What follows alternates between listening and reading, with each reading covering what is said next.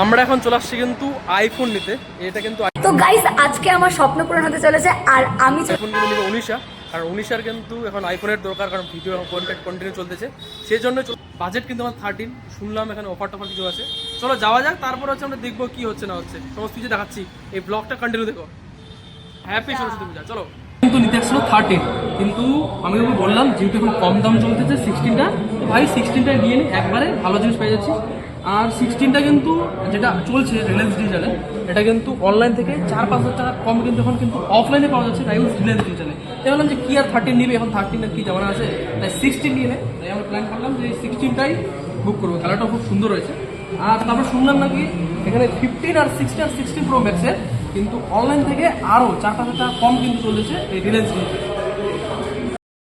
কিন্তু আমরা স্টোরটা ঘুরে ঘুরে দেখতেছি আরও কী কিসের অফার চলতেছে।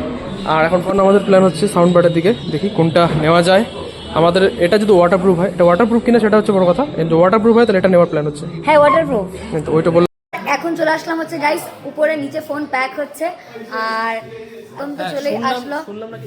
আর এসির উপরে হচ্ছে থাকছে হিউজ ডিসকাউন্ট। তো চলো কিছু এসির কালেকশনও দেখা যাক। আপনি জানেন 26শে জানুয়ারি চলে এসেছে, এখানে আমাদের এসির ভালো কালেকশন রয়েছে।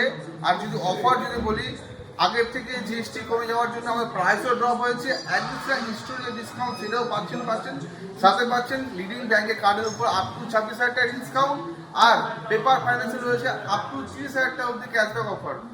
দেরি না করে এখন যোগাযোগ করুন রিলায়েন্স ডিজিটালে। নতুন ফোন, নতুন জিবিএল। তো গাইস ফাইনালি হচ্ছে আমার ফোন নেওয়া কমপ্লিট। Finally guys iPhone. তো এখন ফোন তো নেওয়া হয়েছে, এখন কিন্তু পার্টি দেবে, কারণ হেভি ডিসকাউন্টে পাইছে ফোন কিন্তু। আর এটা কিন্তু ডিসকাউন্ট আর এই অফারটা চলতে যাচ্ছে 26শে জানুয়ারির জন্য। আসতে হবে রিলায়েন্স ডিজিটাল রায়গঞ্জে।